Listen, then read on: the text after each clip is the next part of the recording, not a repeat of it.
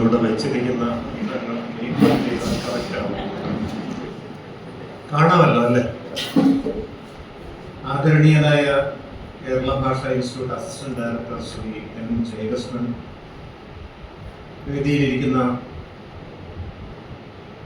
Doctor Indu B Nair, senior consultant mental health centre Trivandrum, എൻ്റെ വിദ്യാർത്ഥി കൂടിയായ doctor S Sreeram, senior president psychiatry, government medical college Kollam, Shrimati Jaya P Nair, Shrimati Smitha Haridas, ബാക്കി ഭാഷാ ഇൻസ്റ്റിറ്റ്യൂട്ടിലെ പ്രിയപ്പെട്ട സുഹൃത്തുക്കളെ, കഴിഞ്ഞ ഒരു 8 വർഷക്കാലമായി കേരള ഭാഷാ ഇൻസ്റ്റിറ്റ്യൂട്ടുമായിട്ട് വളരെ അടുത്ത ബന്ധം പുലർത്തുന്ന ഒരു വ്യക്തി എന്നുള്ള നിലയിൽ ഈ ലോക മാനസികാരോഗ്യ ദിനത്തിൽ വീണ്ടും ഇവിടെ വരാനും നിങ്ങളോട് സംസാരിക്കാനും കഴിഞ്ഞതിലുള്ള സന്തോഷം പങ്കുവെച്ചുകൊണ്ട് നമുക്ക് ഇന്നത്തെ വിഷയത്തിലേക്ക് കടക്കാം. നേരത്തെ അധ്യക്ഷനും സ്വാഗത പ്രഭാഷകയും സൂചിപ്പിച്ച പോലെ 1992 ഈ ലോക മാനസികാരോഗ്യ ദിനം എന്നൊരു ദിനാചരണം ആരംഭിക്കുന്നത്. ലോക മാനസികാരോഗ്യ ഫെഡറേഷനും ലോകാരോഗ്യ സംഘടനയും, ഈ 2 സംഘടനകളും സംയുക്തമായിട്ടാണ് ഈ ദിനാചരണം സംഘടിപ്പിക്കുന്നത്. ഓരോ കാലത്തെയും പ്രസക്തമായിട്ടുള്ള വിഷയങ്ങൾ അതിൻ്റെ സന്ദേശവാചകങ്ങളായിട്ട് സ്വീകരിക്കപ്പെടാറുണ്ട്.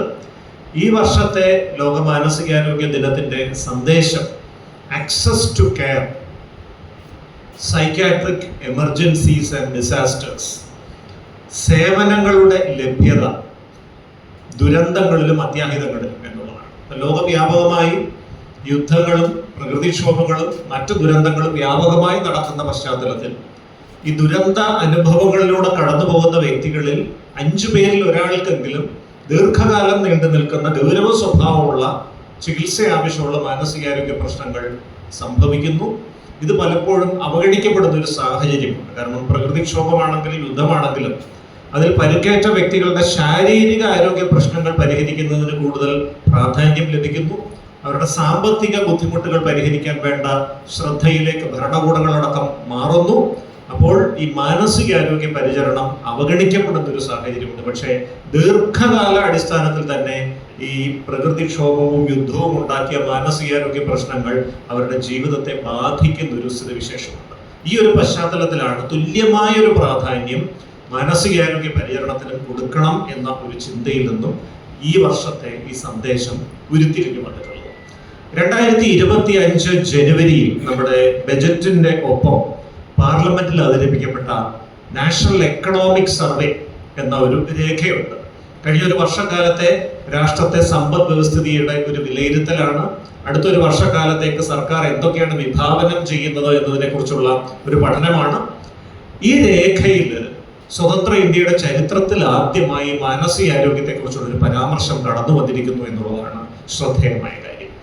ഇന്ത്യൻ ജനസംഖ്യയിൽ 10.6% ആളുകൾ ചികിത്സ ആവശ്യമുള്ള ഏതെങ്കിലും ഒരു മാനസികാരോഗ്യ പ്രശ്നം നേരിടുന്ന വ്യക്തികളാണ്. എന്നാൽ ഇവരുടെ ട്രീറ്റ്മെന്റ് ഗ്യാപ്പ് അല്ലെങ്കിൽ ചികിത്സയിലെ വിടവ് എന്ന് പറയുന്നത് ഏതാണ്ട് 72%. അതായത് 100 പേർക്ക് മാനസികാരോഗ്യ പ്രശ്നങ്ങൾ ഉണ്ടെങ്കിൽ അതിൽ 72 പേർക്കും കൃത്യമായ ചികിത്സ കിട്ടുന്നില്ല എന്നുള്ളതാണ് ഒരു സ്ഥിതിവിശേഷമായിട്ട് ചൂണ്ടിക്കാണിക്കപ്പെട്ടിരിക്കുന്നത്. ചികിത്സിക്കപ്പെടാതെ പോകുന്ന മാനസികാരോഗ്യ പ്രശ്നങ്ങൾ ആ വ്യക്തിയുടെ കാര്യക്ഷമത കുറയ്ക്കുന്നു. അദ്ദേഹം ജോലി സ്ഥലത്ത് വരുന്നതും കൃത്യമായി പ്രവർത്തിക്കുന്നതും ഇതൊക്കെ ബുദ്ധിമുട്ടിലേക്ക് പോകുന്നു. പല ദിവസങ്ങളിലും വരാൻ കഴിയാത്ത അവസ്ഥ വരുന്നു. വന്നു കഴിഞ്ഞാൽ തന്നെ മാനസികമായി തന്റെ ജോലിയിൽ ശ്രദ്ധ കേന്ദ്രീകരിക്കാൻ കഴിയാതെ വരുന്നു. ആ വ്യക്തിയുടെ കാര്യക്ഷമത മൊത്തത്തിൽ കുറയും. അത് അദ്ദേഹം ജോലി ചെയ്യുന്ന സ്ഥാപനത്തിന്റെ ഉൽപാദനക്ഷമത കുറയ്ക്കുന്നു. അത് രാഷ്ട്രത്തിന്റെ സമ്പദ് വ്യവസ്ഥിതിയെ പുറകോട്ടടിക്കുന്ന ഒരു പ്രധാന ഘടകമായിട്ട് മാറുകയാണ്.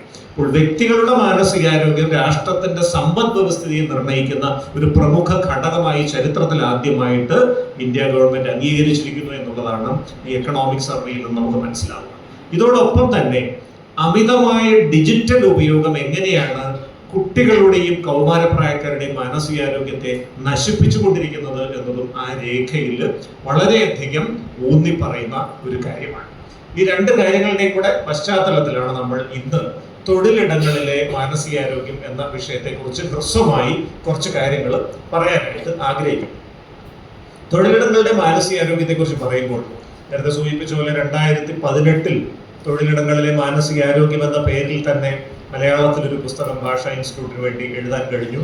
കഴിഞ്ഞ വർഷം 2024 അതിനെ പരിഷ്കരിച്ചതിന് ഒരു ഇംഗ്ലീഷ് പതിപ്പ്, mental health at work place, it's time to prioritise, കഴിഞ്ഞ വർഷത്തെ ലോക മാനസികാരോഗ്യ ദിനത്തിന്റെ സന്ദേശവാചകം അതായിരുന്നു. ആ പേരിൽ തന്നെ ഒരു പുസ്തകം എഴുതാനും സാധിച്ചു. കഴിഞ്ഞ ഒരു 7-8 കൊല്ലം കൊണ്ട് തൊഴിലിടങ്ങളിലെ സാഹചര്യങ്ങളിൽ വലിയ മാറ്റങ്ങൾ വന്നിട്ടുണ്ട്. പലതരത്തിലുള്ള വ്യത്യാസം, പ്രത്യേകിച്ച് കോവിഡാനന്തര കാലത്ത് മനുഷ്യബന്ധങ്ങളിലടക്കം വന്നിട്ടുള്ള വ്യത്യാസങ്ങൾ ഈ തൊഴിലിടങ്ങളിലെ സാഹചര്യങ്ങളെ വളരെ ഗൗരവമായിട്ട് സ്വാധീനിച്ചിട്ടുണ്ട്.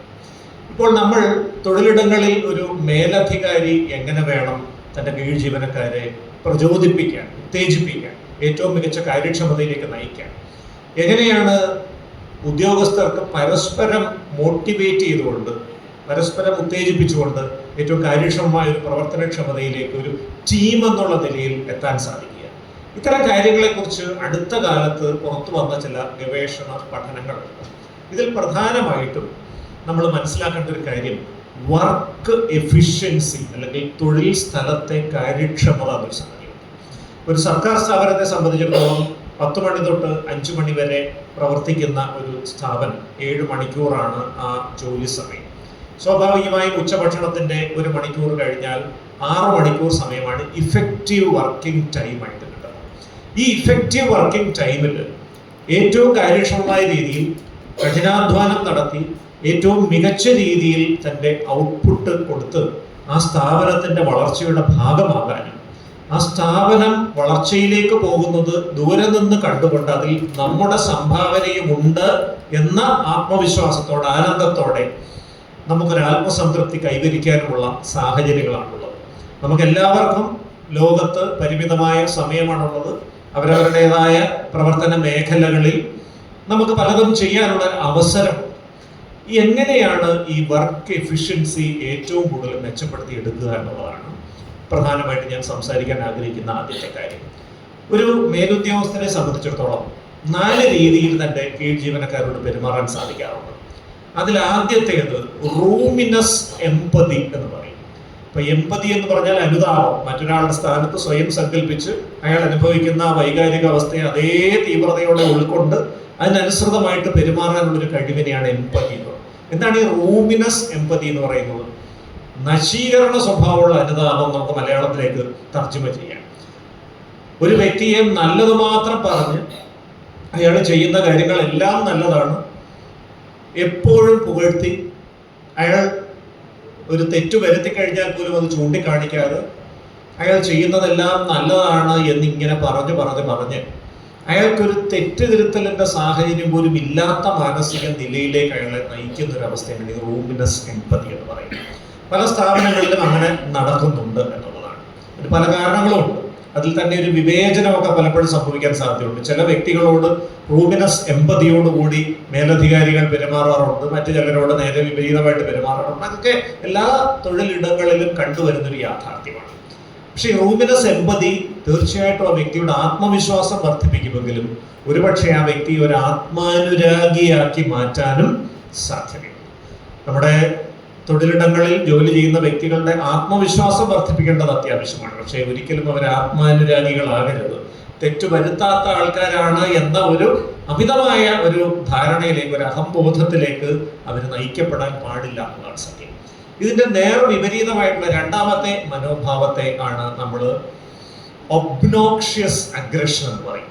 ഒബ്നോക്ഷ്യസ് അഗ്രഷൻ എന്ന് പറഞ്ഞാൽ എന്തിനും ഏതിനും കുറ്റം മാത്രം പറഞ്ഞ് പരസ്യമായി അവഹേളിച്ച്, നമ്മുടെ പരമ്പരാഗതമായ പേരന്റിങ്ങിൽ ഈ ഒരു രീതി ഉണ്ടെന്നാണ് കരുതപ്പെടുന്നത്. കാരണം എന്തെങ്കിലും ഒരു നല്ല കാര്യം കുട്ടിയെ കുറിച്ച് പറഞ്ഞു കഴിഞ്ഞാൽ അവൻ അത് മുതലെടുക്കുമോ, അവൻ പഠിക്കാതിരിക്കുമോ, അനുസരണക്കേട് കാണിക്കുമോ എന്നൊക്കെ ആശങ്കകൾ മൂലം എത്ര നന്നായി പഠിക്കുന്ന കുട്ടിയെ പോലും പിന്നെയും കുറ്റം പറഞ്ഞ് പ്രചോദിപ്പിക്കുന്ന ഒരു രീതിയാണ് ഈ ഒബ്നോക്ഷ്യസ് അഗ്രഷൻ.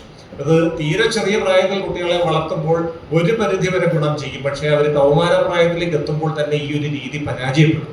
തൊഴിലിടങ്ങളിൽ ഒട്ടും അത് ഫലപ്രദമാകാൻ സാധ്യതയില്ല. കാരണം എപ്പോഴും കുറ്റം മാത്രം കേട്ടുകൊണ്ടിരിക്കുക എന്നുള്ളത് തീർച്ചയായിട്ടും ഒരു തൊഴിലിടത്തിലെ ഉദ്യോഗസ്ഥരുടെ മാനസിക വീര്യം തകർക്കുന്ന ഒരു കാര്യമാണ്. ഇനി മൂന്നാമത്, പ്രത്യേകിച്ച് ഈ കോർപ്പറേറ്റ് ലോകത്തൊക്കെ വ്യാപകമായിട്ട് ഉപയോഗിക്കപ്പെടുന്ന ഒരു രീതിയുണ്ട്, മാനിപ്പുലേറ്റീവ് ഇൻസിൻസിയറിറ്റി എന്ന് പറയും. അതായത് ആ ഉദ്യോഗസ്ഥനെ മുഖതാവിൽ കാണുമ്പോൾ നിങ്ങൾ ഗംഭീരമായിട്ടാണ് കാര്യങ്ങൾ ചെയ്തുകൊണ്ടിരിക്കുന്നത്, എന്തൊരു കാര്യക്ഷമതയാണ്, വാട്ട് ആൻ എഫിഷ്യൻസി എന്നൊക്കെ ഇങ്ങനെ പറയുകയും അദ്ദേഹം ആ മുറിയിൽ ഇറങ്ങിപ്പോയി കഴിഞ്ഞാൽ ഉടനെ തന്നെ ബാക്കിയുണ്ടായിരുന്നു എന്തോന്നടേ ഇത് ഇയാൾ കാണിച്ചു വയ്ക്കുന്നു എന്ന് പറയുകയും ചെയ്യുന്ന ഈ ഇരട്ടത്താപ്പ് അല്ലെങ്കിൽ ഇരട്ട മുഖമാണ് ഈ മാനിപ്പുലേറ്റീവ് ഇൻസിൻസിയറിറ്റി. പല കോർപ്പറേറ്റ് ലോകത്തും ഇത് വിദഗ്ധമായിട്ട് ഉപയോഗിക്കപ്പെടുന്നുണ്ട്. കാരണം അവരുടെ ഒരു രീതി 2-3 കൊല്ലം കൊണ്ട് ഒരു ഉദ്യോഗാർത്ഥിയിൽ നിന്ന് മാക്സിമം പിഴിഞ്ഞിങ്ങെടുക്കുക, അത് കഴിഞ്ഞ് അവരൊരു ബേൺ ഔട്ട് അല്ലെങ്കിൽ എരിഞ്ഞടക്കൽ എന്നൊരവസ്ഥയിലേക്ക് എത്തിച്ചേരുമ്പോൾ അവരെ പതുക്കെ പുറന്തള്ളുക, അല്ലെ അവരെ പുകച്ചു പുറത്ത് ചാടിക്കുക. അവർ സ്വന്തം നിലയ്ക്ക് ജോലി രാജിവെച്ച് പോകുമ്പോൾ പുതിയ റിക്രൂട്ട്മെന്റ് നടത്തി പുതിയ ചെറുപ്പക്കാരെ എടുക്കുന്ന ഒരു സംവിധാനത്തിലേക്ക് പോയി. ഈ കോർപ്പറേറ്റ് ലോകത്ത് സ്വകാര്യ മേഖലയിൽ മൊത്തം അങ്ങനെയാണ്.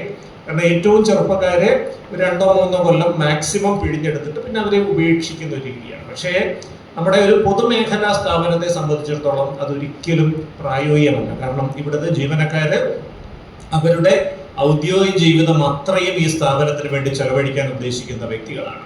അതുകൊണ്ട് തന്നെ അവരുടെ പേഴ്സണൽ വെൽനെസ്, വ്യക്തിപരമായ സുസ്ഥിതി എന്ന് പറയുന്നത് പരമപ്രധാനമാണ്. അതിന് വലിയ വിലങ്ങ് തടിയാണ് ഈ മാനിപ്പുലേറ്റീവ് ഇൻസിൻസിയറിറ്റി.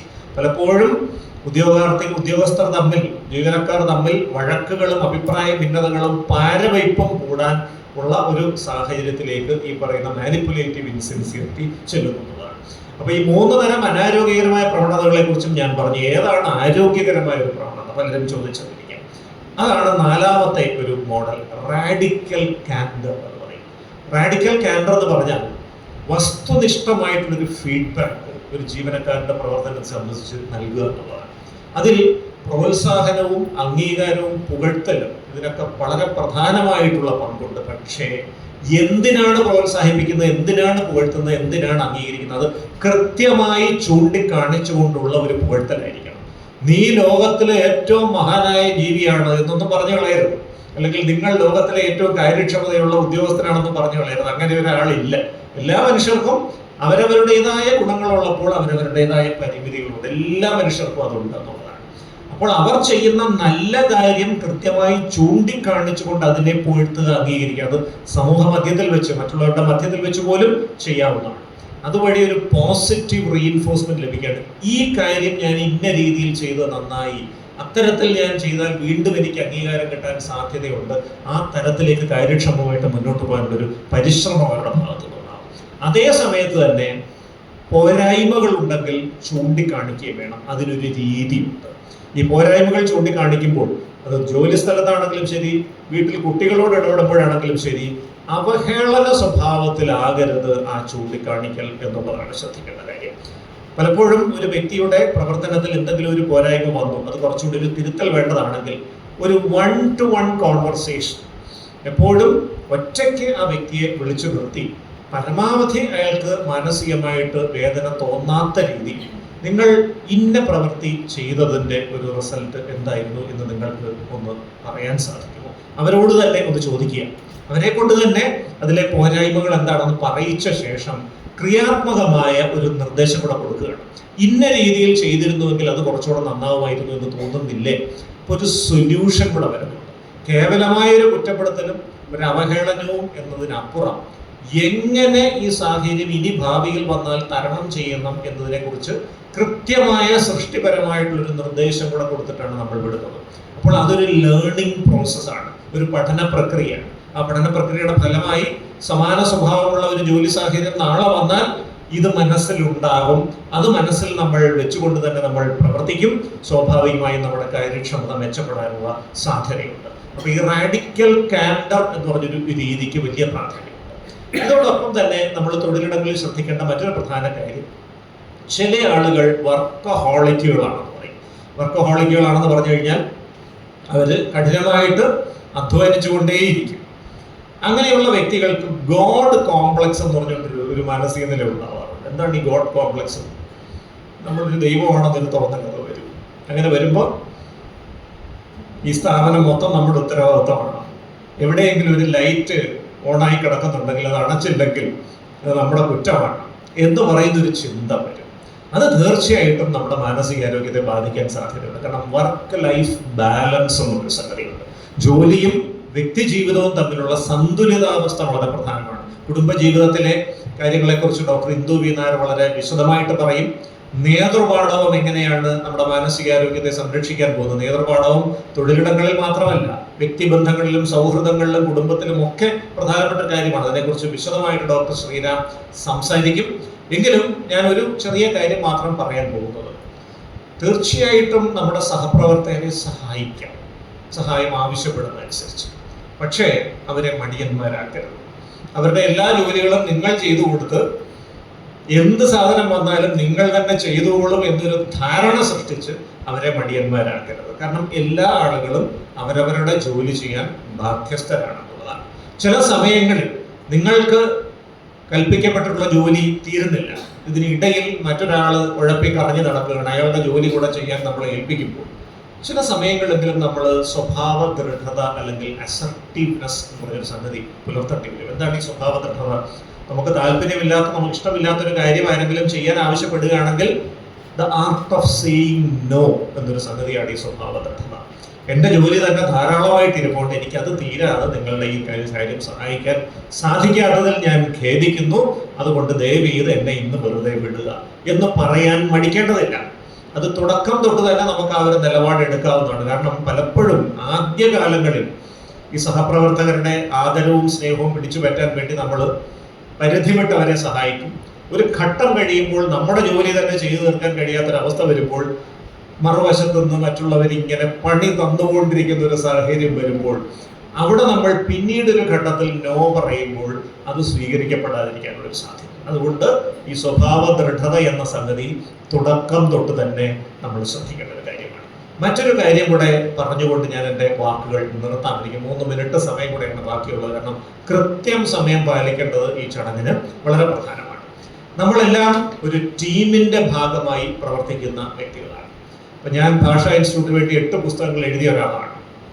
ഭാഷാ ഇൻസ്റ്റിറ്റ്യൂട്ടിന് ധാരാളം പുസ്തകങ്ങൾ ഞാൻ എഴുതിയതല്ലാതെ പ്രസിദ്ധീകരിക്കപ്പെടുന്നു.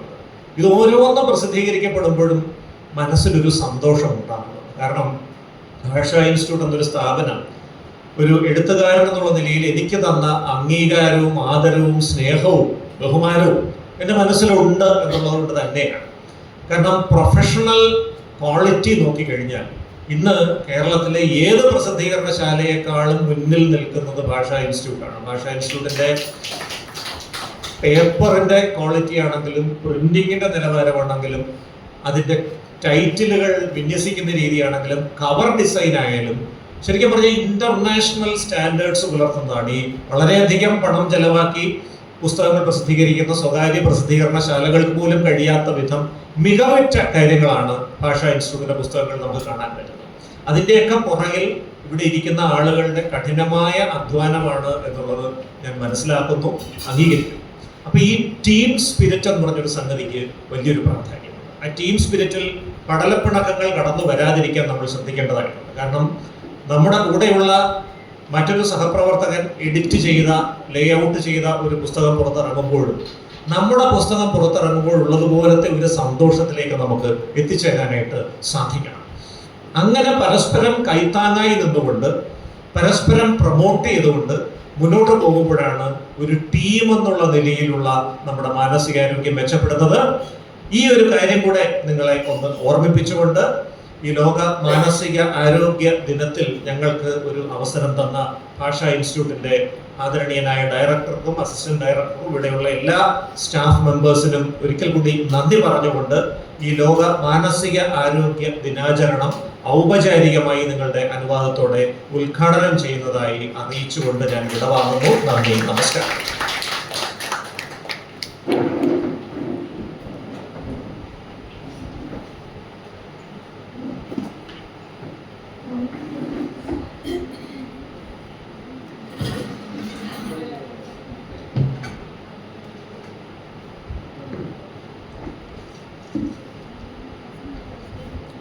ശരിക്കും ഈ ഒരു സ്റ്റൂൾ എന്നെപ്പോലുള്ള വളരെ ഉപകാരപ്രദമാണ്. പല സ്ഥലത്തും ഇതുണ്ടാവാറില്ല. അധികം ആമുഖങ്ങളൊന്നും ഇല്ലാതെ കേരള ഭാഷാ ഇൻസ്റ്റിറ്റ്യൂട്ടിൻ്റെ ഇന്നത്തെ ഈ മാനസികാരോഗ്യ ദിന പരിപാടിയിലേക്ക് എന്നെ ക്ഷണിച്ച ആളുകൾക്ക് നന്ദി പറഞ്ഞുകൊണ്ട് ഭാഷാ institute assistant director Shri Jayakrishnan, ഇതിലേക്ക് എനിക്കൊരു ക്ഷണം തന്ന doctor Arun P Nair, professor of medical college Thiruvananthapuram. പിന്നെ ഇതിന് സ്വാഗതം പറഞ്ഞ ശ്രീമതി ജയ പി നായർ, ഇനി നന്ദി പ്രകാശിപ്പിക്കാൻ പോകുന്ന ശ്രീമതി സ്മിത ഹരിദാസ്, എൻ്റെ കൂടെ സംസാരിക്കാൻ പോകുന്ന ശ്രീരാം, എല്ലാവർക്കും ആദ്യമായിട്ടൊരു ആശംസ പറഞ്ഞുകൊണ്ട് എൻ്റെ ടോപ്പിക് എന്ന് പറയുന്നത്, എൻ്റെ വിഷയം കുടുംബ ബന്ധങ്ങളും മാനസികാരോഗ്യവും. അരുണിൻ്റെ പ്രഭാഷണം കഴിഞ്ഞിട്ട് പ്രസംഗിക്കുക എന്ന് പറയുന്നത് വളരെ ബുദ്ധിമുട്ടാണ്. അരുണിൻ്റെ മനസ്സിലുള്ള അടുക്കും ചിട്ടയും ഒന്നും ചിലപ്പം എനിക്കുണ്ടാവാനേ സാധ്യതയില്ല. കുറേ വേറിട്ട കുറേ അടുക്കും ചിട്ടയും ഇല്ലാത്ത കുറേ ചിന്തകൾ, അത് മാത്രമായിരിക്കാം ചിലപ്പം ഈ ഒരു പ്രഭാഷണത്തിൻ്റെ അവസാനം. പക്ഷെ കഴിയുന്നതും ഞാൻ സമയം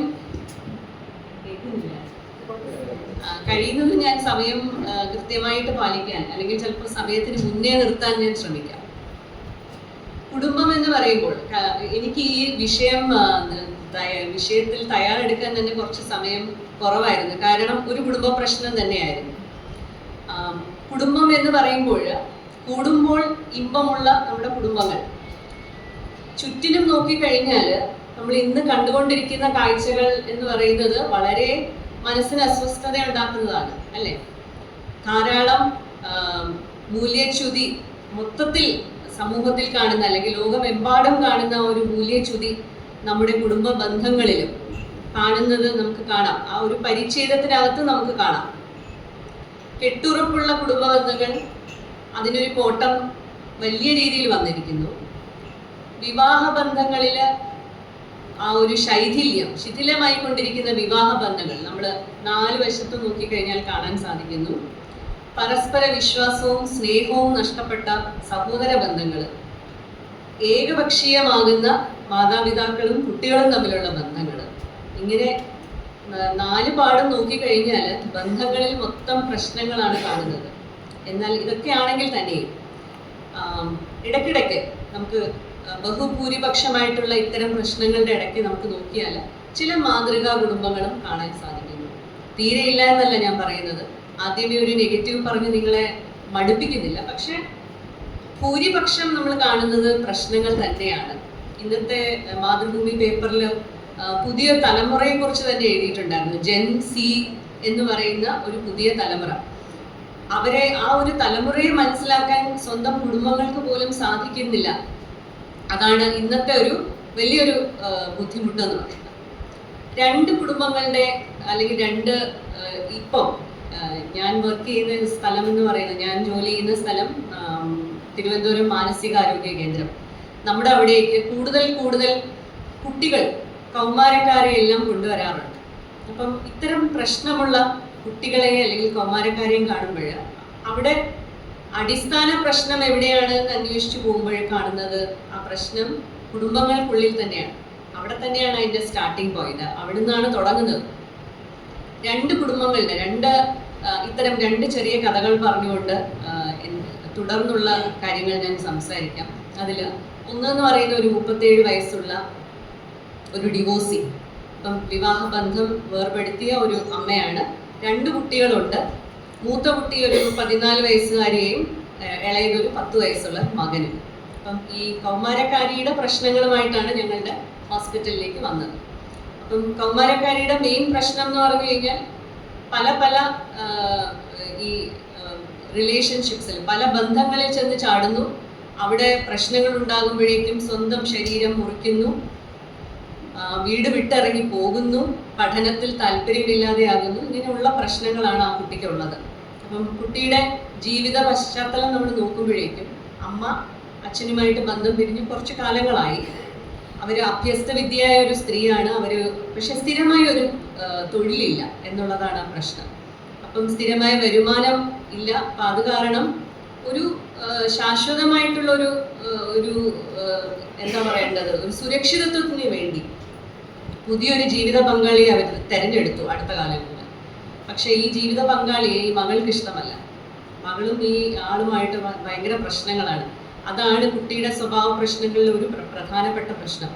വീട് വിട്ടിറങ്ങി പോകുന്നതൊക്കെ ആ വഴക്കും കഴിഞ്ഞിട്ടാണ്. അപ്പം ഈ വ്യക്തിയുമായിട്ടുള്ള അപ്പം ഞങ്ങളുടെ ഒരു ചികിത്സ എല്ലാം കഴിഞ്ഞ് ഈ കുട്ടിക്ക് കൗൺസിലിങ്ങും ആവശ്യമായ ചെറിയ മരുന്നുകളും ഒക്കെ കൊടുത്ത് നമ്മൾ ഇവർക്ക് രണ്ടുപേർക്കും ചേർന്ന് കൗൺസിലിംഗും ഒക്കെ കൊടുത്ത് നമ്മൾ വിട്ടു. പക്ഷെ ഒരു മാസം കഴിഞ്ഞപ്പോഴേക്ക് തന്നെ അമ്മയും മകളും വീണ്ടും തിരിച്ചു വന്നു. കാരണം ഈ പുതിയ ജീവിത പങ്കാളിയുമായിട്ട് അവർ ഒരുമിച്ച് ജീവിച്ചപ്പോൾ ഒരു ദിവസം ഈ വ്യക്തി മോശമായിട്ടുള്ള ഒരു പെരുമാറ്റത്തെ തുടർന്ന് അമ്മ തന്നെ അയാൾക്കെതിരെ പോക്സോ ഒരു കേസ് ചാർജ് ചെയ്തു. അവർ വീണ്ടും പഴയ അവസ്ഥയിലേക്ക് തിരിച്ചു വന്നു.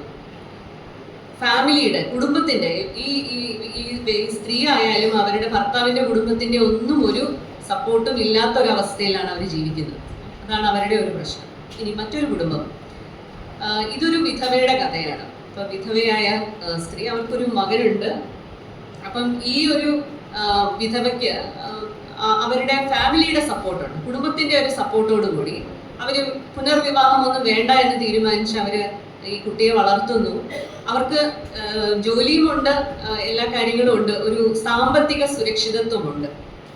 അപ്പം ഈ മകനെ വളർത്തി അത് കഴിഞ്ഞ് മകൻ സ്വന്തമായി ജോലിയൊക്കെ ചെയ്ത് ഇപ്പം വളരെ കുഴപ്പമില്ലാതെ അവർ ജീവിക്കുന്നു. ഇപ്പൊ രണ്ട് കുടുംബ പശ്ചാത്തലങ്ങളാണ് ഞാൻ നിങ്ങളുടെ മുന്നിൽ പറഞ്ഞത്. അപ്പം ഒരു വ്യക്തിയുടെ സ്വഭാവ രൂപീകരണത്തിൽ ആദ്യമായിട്ട് നമ്മളെ സ്വാധീനിക്കുന്ന ഒരു ഘടകം അല്ലെങ്കിൽ ഒരു യൂണിറ്റ് ഏതാണെന്ന് ചോദിച്ചു കഴിഞ്ഞാൽ അത് കുടുംബം തന്നെയാണ്. സ്വാഗത പ്രാസംഗിക പറഞ്ഞതുപോലെ എനിക്ക് തോന്നുന്നു എൻ്റെ അതേ വാചകങ്ങൾ അതേ കാഴ്ചപ്പാട് റിഫ്ലക്ട് ചെയ്തതായിട്ട് എനിക്ക് തോന്നി. പഴയ കാലത്ത് നമുക്കുണ്ടായിരുന്ന കൂട്ടുകുടുംബങ്ങൾ അത് ഏറെ പരാമർശിക്കപ്പെടാറുണ്ട് ഈ ഒരു അവസരത്തിൽ. പണ്ട് നമ്മൾ ആ കൂട്ടുകുടുംബങ്ങളെ കുറിച്ച് വളരെ ഓൾഡ് ഫാഷൻഡ് ആയിട്ടുള്ള, വളരെ പ്രാകൃതമായിട്ട് അല്ലെങ്കിൽ ഒരുപാട് പ്രശ്നങ്ങളുള്ള ഒരു അന്തരീക്ഷം കരുതുന്ന ഒരു കാലം ഉണ്ടായിരുന്നു. പക്ഷെ ഇന്നത്തെ അണുകുടുംബങ്ങളും അതിനകത്തുള്ള പ്രശ്നങ്ങളും നമ്മൾ പഠിക്കുമ്പോഴേക്കും നമുക്ക് മനസ്സിലാക്കാൻ സാധിക്കുന്നതെന്ന് പറഞ്ഞാൽ ഈ കൂട്ടുകുടുംബങ്ങൾക്കുണ്ടായിരുന്ന പോസിറ്റീവായിട്ടുള്ള ഒരുപാട് ഗുണങ്ങളുണ്ടായിരുന്നു. ഈ കൂട്ടുകുടുംബങ്ങൾക്ക് കുട്ടികളുടെ പരിപാലനത്തിലായാലും കൗമാരക്കാരിൽ അച്ചടക്കശീലം ഉണ്ടാക്കുന്നതിലായാലും ഉള്ളത് പങ്കിട്ട് ജീവിക്കുന്നതിലായാലും ഇല്ലായ്മകൾ ഒരുപാടുണ്ടാവും. പക്ഷെ ഉള്ളത് പങ്കിട്ട് ജീവിക്കാനൊക്കെ നമ്മളെ ശീലിപ്പിച്ചിരുന്ന പഴയ കൂട്ടുകുടുംബങ്ങൾ അത് വെച്ച് നോക്കുമ്പോൾ അണുകുടുംബങ്ങൾ തീരെ മോശം എന്നല്ല ഞാൻ പറയുന്നത്. പക്ഷെ അവിടെ കുറേ പോരായ്മകളുണ്ട്. ഇതെല്ലാം ഇപ്പൊ കുട്ടികളെ പരിപാലിക്കുന്നതിലായാലും അവരുടെ അടിസ്ഥാന സ്വഭാവ രൂപീകരണത്തിലായാലും ഒക്കെ നമ്മൾക്ക് മുതിർന്ന പല തലമുറകളുണ്ടായിരുന്നു ഈ കൂട്ടുകുടുംബങ്ങൾ. അപ്പം ഈ തലമുറകൾ ഒരുമിച്ച് ജീവിച്ചപ്പോൾ ഉണ്ടായിരുന്ന ഒരുപാട് നല്ല വശങ്ങൾ, അതിനായിട്ട് നമ്മളിപ്പോ എന്താ ചെയ്യുന്നത്? പുറത്ത് പല ഏജൻസികളുടെയും സഹായം സ്വീകരിക്കേണ്ടി വരുന്നു അല്ലെ? ചെറിയ കുഞ്ഞുങ്ങളെ ആണെങ്കിൽ നമ്മൾ ക്രഷിൽ കൊണ്ടാക്കുന്നു, വളരെ ചെറിയ പ്രായത്തിൽ തന്നെ ക്രഷോ അല്ലെങ്കിൽ ഡേ കെയർ സെന്ററിലോ കൊണ്ടാക്കുന്നു. വളരെ പ്രായമായ അച്ഛനമ്മമാരെയും നമ്മളിപ്പോൾ അന്വേഷിക്കുകയാണ്. Day care centre, old age പ്രായമായവർക്കുള്ള ഡേ കെയർ സെന്ററുകൾ അന്വേഷിക്കുന്നുണ്ട്. കാരണം രണ്ടുപേരും ജോലിക്ക് പോവുകയാണ്, ഭാര്യയും ഭർത്താവും ഒരുപോലെ ജോലി ചെയ്താൽ മാത്രമേ ഇന്നത്തെ കാലത്ത് നമുക്ക് ജീവിക്കാൻ സാധിക്കുകയുള്ളൂ. അപ്പം ഇത്തരത്തിലുള്ള കുറേ പ്രശ്നങ്ങൾ നമുക്ക് ഇപ്പോഴത്തെ ഒരു കുടുംബ അന്തരീക്ഷങ്ങളിൽ നമ്മൾ നേരിടേണ്ടി വരുന്നു. ഇനി മനുഷ്യ ശിശുവിനെ കുറിച്ച് പറഞ്ഞു കഴിഞ്ഞാൽ, ഈ മനുഷ്യ ശിശു എന്ന് പറഞ്ഞാൽ ജനിച്ചു വീഴുമ്പോൾ തന്നെ വളരെ ശക്തിയില്ലാത്തൊരു ജീവിയാണ്. ഒരു പശുക്കുട്ടി എടുത്ത് നോക്കിക്കഴിഞ്ഞാൽ നമുക്ക് കാണാം, പ്രസവിച്ച് ഏതാനും മണിക്കൂറുകൾ കഴിയുമ്പോഴേക്കും എന്ത് കാണാൻ സാധിക്കും? അത് നടന്ന് തുടങ്ങി അതിൻ്റെ അമ്മയുടെ അകിട് അന്വേഷിച്ച് കണ്ടുപിടിച്ച് പാല് കുടിക്കും. മനുഷ്യക്കുട്ടി എണീറ്റ് നടക്കാൻ എത്ര കാലം പിടിക്കും? ഒരു വർഷത്തോളം പിടിക്കും അല്ലേ, മര്യാദയ്ക്ക് ഒന്ന് എഴുന്നേറ്റ് നിൽക്കാനും നടക്കാനും ഒക്കെ. അപ്പം ഇത്ര ദുർബലമായ ഈ ഒരു മനുഷ്യ കുഞ്ഞിന്റെ തലച്ചോറിന്റെ വലിയൊരു ശതമാനം വളർച്ച എന്ന് പറയുന്നത് ആദ്യത്തെ 2 വർഷങ്ങളിലാണ്. ഈ 2 വർഷങ്ങളിൽ കുട്ടിക്ക് കിട്ടുന്ന ആ ഒരു ഇൻപുട്ട് എന്തെല്ലാമാണോ നമ്മൾ കുഞ്ഞിന് പറഞ്ഞു കൊടുക്കാൻ പോകുന്നത്, കഥകളും കവിതകളും അല്ലെങ്കിൽ നമ്മൾ ഭാഷയും, ഇതെല്ലാം രൂപീകരിക്കുന്ന വലിയൊരു പങ്ക് ഉണ്ടാകുന്നത് ഈ ആദ്യത്തെ 2 വർഷങ്ങളിലാണ്. അതിനുശേഷം ഏകദേശം ഒരു കൗമാരക്കാലമാകുമ്പോഴേക്കും കുറേ മാറ്റങ്ങൾ തലച്ചോറിനകത്ത് ഉണ്ടാകും. അത് കഴിഞ്ഞ് എല്ലാ വളർച്ചയും പൂർത്തിയാകുന്ന ആ ഒരു 22-23 വയസ്സ് ആകുമ്പോഴേക്കാണ് മനുഷ്യ തലച്ചോറിന്റെ പ്രധാന ഭാഗമായ ഫ്രോണ്ടൽ ലോബ് എന്ന് പറഞ്ഞ് ഇവിടെ സ്ഥിതി ചെയ്യുന്ന ഫ്രോണ്ടൽ ലോബിന്റെ വളർച്ച ഏകദേശം പൂർത്തിയാകുന്നത്. അപ്പം വളർച്ചയുടെ ഈ എല്ലാ കാലഘട്ടങ്ങളിലും ആവശ്യമായ ചൊല്ലും ചോറും ഒക്കെ നൽകേണ്ടത് പ്രധാനമായും എവിടെ നിന്നാണ്? കുടുംബങ്ങളിൽ നിന്ന് തന്നെയാണ്. പിന്നെ മറ്റൊരു പ്രധാനപ്പെട്ട ഒരു പങ്കുള്ളത് നമ്മുടെ വിദ്യാഭ്യാസ സ്ഥാപനങ്ങൾക്ക്, നല്ല സുഹൃത്ത് ബന്ധങ്ങൾ, ഇതിനെല്ലാം തന്നെയും ഇത്തരത്തിലുള്ള ഒരു റോൾ ഉണ്ടെന്ന് തന്നെയാണ് നമുക്ക് കരുതേണ്ടത്. കുടുംബങ്ങളുടെ കെട്ടുറപ്പ് മാനസികാരോഗ്യത്തിൽ പ്രധാന പങ്ക് വഹിക്കുന്നു. നമ്മൾ ഒരു ആളുടെ മാനസിക നില പരിശോധിക്കുമ്പോൾ പ്രധാനമായിട്ടും അന്വേഷിക്കുന്നത് ഈ ഒരു കുടുംബ പശ്ചാത്തലമാണ്, ഈ ഒരു വ്യക്തിയുടെ കുടുംബ പശ്ചാത്തലം. ഇതിനകത്ത് പ്രധാനമായിട്ടും നമ്മൾ ചെയ്യുന്ന കുറേ കാര്യങ്ങളുണ്ട്. എന്തുകൊണ്ടാണ് നമ്മൾക്കിത് വളരെ പ്രധാനം? കാരണം പാരമ്പര്യ ഗുണമുള്ള ചില രോഗങ്ങൾ നമുക്ക് കാണാൻ സാധിക്കും. പല അംഗങ്ങളിലും പ്രകടമായിട്ടുള്ള ചില രോഗങ്ങൾ, മാനസിക രോഗങ്ങൾ, ഇത് അടുത്ത തലമുറയിലേക്ക് വരാനുള്ള സാധ്യത വളരെ കൂടുതലാണ്. അപ്പം ഇതിലെ ചില മാനസിക രോഗങ്ങൾ എന്ന് പറയുന്നത് ബൈപോളാർ മൂഡ് ഡിസോർഡർ. നിങ്ങൾ ഇതിനെയൊക്കെ മലയാളീകരിക്കാൻ എനിക്ക് അറിയില്ല കേട്ടോ. ബൈപോളാർ മൂഡ് ഡിസോർഡർ, ഉന്മാദ വിഷാദ ലെവലിൽ പോകുന്ന മാനസിക രോഗങ്ങളുണ്ട്. അതുപോലെ സ്കിസോഫ്രീനിയ, നമ്മുടെ അധ്യക്ഷൻ പറഞ്ഞതുപോലെയുള്ള സ്കിസോഫ്രീനിയ പോലെയുള്ള ഗുരുതര മാനസിക രോഗങ്ങൾ, ആ സ്കിസോഫ്രീനിയ ഗണത്തിൽപ്പെടുന്ന മാനസിക രോഗങ്ങൾ. മനോവിതളനം, അതെ അതെ, മനോവിതളനം ഞാൻ അത്രയും കടുപ്പിച്ച് പറയുന്നില്ല. പിന്നെ വിഷാദ രോഗം, OCD അഥവാ ഒബ്സസീവ് കമ്പൾസീവ് ഡിസോർഡർ, മദ്യപാന രോഗം, ഇങ്ങനെ ഒരുപാട് മാനസിക രോഗങ്ങൾ മുതൽ വ്യക്തിത്വ വൈകല്യങ്ങൾ വരെ ഇതിനെല്ലാം തന്നെ കുറച്ച് പാരമ്പര്യ ഗുണം കുടുംബങ്ങൾക്കുള്ളിൽ മറ്റു അംഗങ്ങൾക്ക് ഉണ്ടാകാനുള്ള ഒരു സാധ്യതയുണ്ട്. പ്രമേഹ രോഗം പോലെ ഒരു സങ്കീർണ പാരമ്പര്യ ഗുണമാണ് മാനസിക രോഗങ്ങൾക്ക് ഉള്ളത്. അതുകൊണ്ട് തന്നെ ചില കുടുംബാംഗങ്ങൾക്ക് രോഗമുണ്ടെങ്കിൽ അടുത്ത തലമുറയിലേക്ക് രോഗമുണ്ടാകാനുള്ള സാധ്യത ഏറുന്നു എന്നതാണ് വാസ്തവം. പക്ഷേ മാനസിക രോഗങ്ങളുടെ കാരണം എന്ന് പറയുന്നത് ഈ ഒരു ജനിതക കാരണം മാത്രമല്ല, പാരിസ്ഥിതികമായിട്ടുള്ള കാരണങ്ങൾ അഥവാ എൻവയോൺമെന്റൽ ആയിട്ടുള്ള കാരണങ്ങളും ഉണ്ട്. അതിലെ ഈ പാരിസ്ഥിതിക കാരണങ്ങളിലെ ഒരു പ്രധാന പങ്ക് വഹിക്കുന്നത് നമ്മുടെ കുടുംബാന്തരീക്ഷമാണ്. നല്ല ഗുണങ്ങളും ചീത്ത ഗുണങ്ങളും എല്ലാം വളരാൻ സാധ്യതയുള്ള ഒരു മണ്ണാണ് നമ്മുടെ കുടുംബാന്തരീക്ഷം. കുട്ടിക്കാലത്ത് നമ്മളുടെ ചില ശീലങ്ങൾ, നമ്മൾ എങ്ങനെയാണ് ശീലങ്ങൾ ഉണ്ടാകുമ്പോൾ പലപ്പോഴും നമ്മൾ പറയും നമ്മുടെ മാതാപിതാക്കളെ നോക്കി പഠിക്കാൻ അല്ലെങ്കിൽ മോഡൽ ചെയ്യാനുള്ള സാധ്യതയുണ്ട്, അല്ലേ? ഇപ്പൊ ചില കുഞ്ഞുങ്ങളെ അപ്പൊ അടുത്ത തലമുറയിലുള്ളവരോ അല്ലെങ്കിൽ അപ്പൂപ്പനും അമ്മൂമ്മയൊക്കെ പറയും അവനും അച്ഛനെ പോലെ തന്നെ മുൻചൂണ്ടിക്കാരനാണ്, അല്ലെങ്കിൽ അമ്മയെ പോലെ ഭയങ്കര വൃത്തിക്കാരിയാണ്, ഇങ്ങനെയൊക്കെ ഉള്ള വാചകങ്ങൾ നമ്മൾ കേൾക്കാറുണ്ട്. അപ്പം ഇതെല്ലാം നോക്കി പഠിക്കുന്നതുമാകാം. അപ്പൊ ആ പരിസ്ഥിതിയിൽ നിന്ന് എൻവയോൺമെന്റൽ ആയിട്ടുള്ള കുറെ കാരണങ്ങളും വരുന്നുണ്ട്. മാനസിക രോഗങ്ങളിൽ നമ്മൾ പൊതുവെ ഉപയോഗിക്കുന്ന ഒരു മോഡലാണ് ബയോ സൈക്കോ സോഷ്യൽ മോഡൽ എന്ന് പറയും. ഇതിനകത്ത് ബയോളജിക്കൽ ആയിട്ടുള്ള കാരണങ്ങൾ, അതിനകത്ത് ജനിതകമായിട്ടുള്ള കാരണങ്ങൾ, മറ്റ് തലച്ചോറിലുള്ള വ്യതിയാനങ്ങൾ, ഇതെല്ലാം വരുന്നുണ്ട്. ഇതിലെ സൈക്കോളജിക്കൽ ആയിട്ടുള്ള പല കാരണങ്ങളിൽ ഇപ്പം പല രോഗങ്ങൾക്കും നമ്മൾ പല സൈക്കോളജിക്കൽ തിയറികൾ പറയാറുണ്ട്. അതിൽ നേരത്തെ പറഞ്ഞ സ്കിസോഫ്രീനിയക്കകത്ത് നമ്മൾ പറയുന്നു കുടുംബാന്തരീക്ഷം, ചില തിയറികൾ പറയാറുണ്ട്. ഇപ്പം അങ്ങോട്ടും ഇങ്ങോട്ടുമുള്ള കുടുംബത്തിനുള്ളിലുള്ള ആശയവിനിമയം, കമ്മ്യൂണിക്കേഷൻ, അതൊരു തരം ഡബിൾ മൈൻഡ് കമ്മ്യൂണിക്കേഷൻ നമ്മൾ പറയും. മനസ്സിലൊന്ന് വെച്ചുകൊണ്ട് വേറൊരു രീതിയിലുള്ള കമ്മ്യൂണിക്കേഷൻ, അല്ലെങ്കിൽ കുടുംബങ്ങൾക്കകത്തുള്ള ചില അന്തഛിദ്രങ്ങൾ, ഇതെല്ലാം ഇത്തരം രോഗങ്ങൾക്ക് കാരണമാകുന്നുണ്ട്. അങ്ങനത്തെ തിയറികളുണ്ട്. മാത്രമല്ല ഈ രോഗം വന്ന ഒരാൾക്ക് വീണ്ടും വീണ്ടും രോഗം ആവർത്തിക്കാൻ അല്ലെങ്കിൽ റിലാപ്സ് ചെയ്യാനുള്ള കാരണമായിട്ട് കുടുംബാംഗങ്ങളുടെ ഇടയിലുള്ള ആ ഒരു എക്സ്പ്രസ്ഡ് ഇമോഷൻസ് എന്നാണ് നമ്മൾ അതിനെ വിളിക്കാറ്. അതായത് അവരുടെ വികാര പ്രകടനം. ഇതിൽ ഒന്നുകിൽ വളരെ ഒരു ഓവർ ഇൻവോൾവ്മെന്റ്, ആ രോഗി ഒന്നും ചെയ്യാൻ സമ്മതിക്കാത്ത രീതിയിലേക്കുള്ള, അവരെ വളരെ പ്രൊട്ടക്ട് ചെയ്തിങ്ങനെ നിൽക്കുക, അവരെ ഒന്നും അങ്ങനത്തെ ഒരു ശീലം ഉണ്ടാകാം ഒരു വശത്ത്. മറുവശത്ത് ഈ രോഗിയോടുള്ള വളരെയധികം പകയും ദേഷ്യവും, ക്രിട്ടിക്കൽ കമന്റ്സ്, ഇങ്ങനെയൊക്കെ ഉള്ള ഒരു സ്വഭാവം, ഇത് രണ്ടും തന്നെ ഈ രോഗത്തിന് ഗുണം ചെയ്യില്ല. ഇത് മാത്രമല്ല, സ്കിസോഫ്രീനിയയിൽ മാത്രമല്ല, മറ്റു പല രോഗങ്ങളിലും കുടുംബങ്ങൾക്കുള്ള ഒരു പങ്ക് ഉണ്ട് തീർച്ചയായിട്ടും. ഉദാഹരണത്തിന് OCD പോലെയുള്ള രോഗങ്ങളിൽ കുടുംബങ്ങൾ, OCD എന്താണെന്ന് അറിയാമല്ലോ അല്ലേ നിങ്ങൾക്ക്?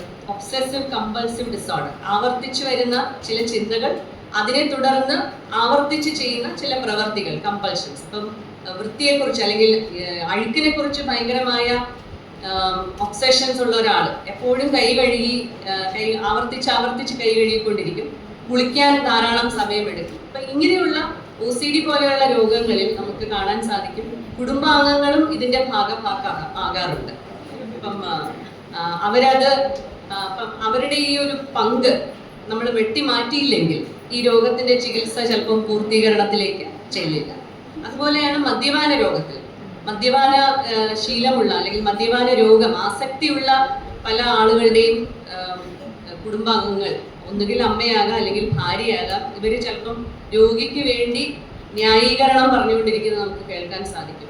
രോഗി ഉപയോഗിക്കുന്ന പോലെയുള്ള ഡിഫൻസുകൾ ഇവരും ഉപയോഗിക്കും.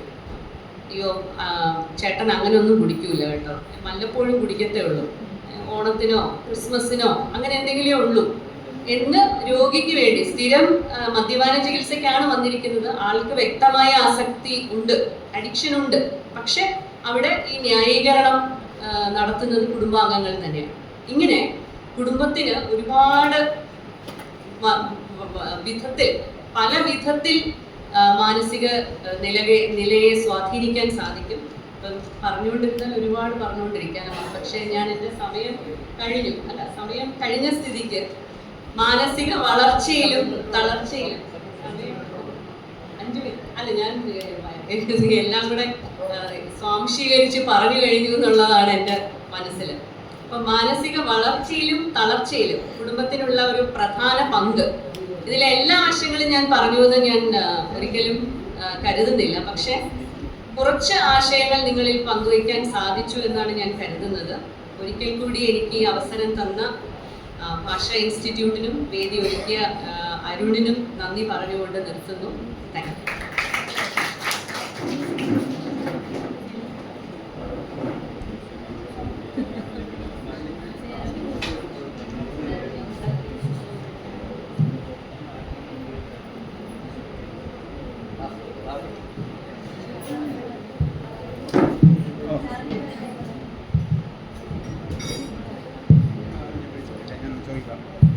ഇവിടെ അധ്യക്ഷ സ്ഥാനത്തിരിക്കുന്ന സ്വാഗത പ്രസംഗവും ശ്രീമതി ജയ പി നായർ അധ്യക്ഷ പ്രസംഗം നടത്തിയ ശ്രീ N. ജയകൃഷ്ണൻ സാർ, എനിക്ക് മുമ്പേ സംസാരിച്ച എൻ്റെ അധ്യാപകരും കൂടിയായ doctor Indu madam, Arun B sir, അതുപോലെ ഇവിടുത്തെ സ്റ്റാഫ് അംഗങ്ങളായ ഇന്ന് പ്രഭാഷണം കേൾക്കാനായി വന്നിരുന്ന നിങ്ങൾക്കും എല്ലാം എൻ്റെ നല്ല നമസ്കാരം.